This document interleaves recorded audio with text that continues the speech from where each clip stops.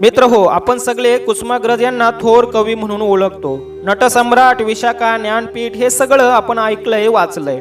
पण आज मी तुम्हाला सांगणार आहे अशा काही गोष्टी ज्या पुस्तकाच्या पानाच्या पलीकडे दडलेल्या आहेत आणि ज्या फारशा बोलल्या जात नाहीत.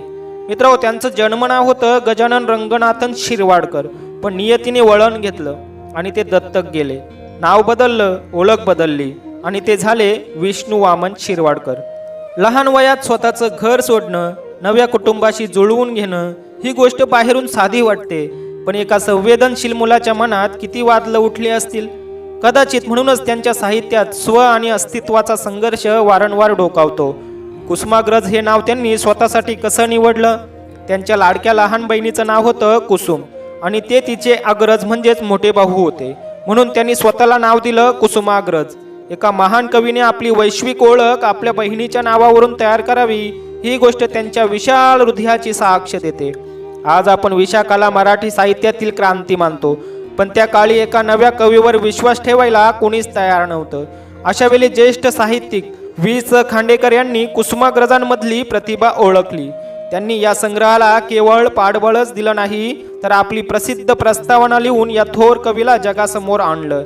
प्रतिभेलाही सुरुवातीला मायेच्या आधाराची गरज असते, हेच यातून सिद्ध होतं.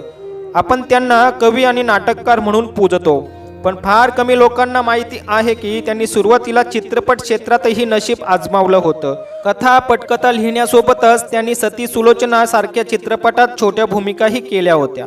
शब्दांचा हा राजा एकेकाळी कॅमेऱ्यासमोर उभा राहिला होता, हे ऐकून नवल वाटतं ना?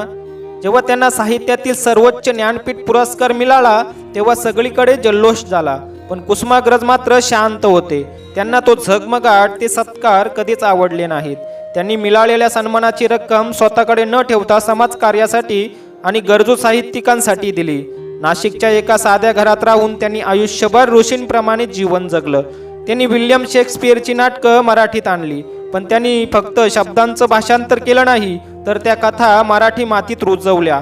नटसम्राट मधला गणपतराव बेलवलकर असो वा राजमुकुट मधील पात्र, त्यांनी पाश्चिमात्य साहित्याला मराठी माणसाच्या काळजाचा ठोका बनवलं. ही त्यांची खरी दूरदृष्टी होती. मित्रांनो, कुसुमाग्रज म्हणजे केवळ पुस्तकात छापलेली कविता नाही, तर ते एक संवेदनशील मन होतं, एक निरंतर संघर्ष होता. त्यांच्या शब्दात जेवढी ज्वाला होती तेवढीच त्यांच्या स्वभावात शांती होती.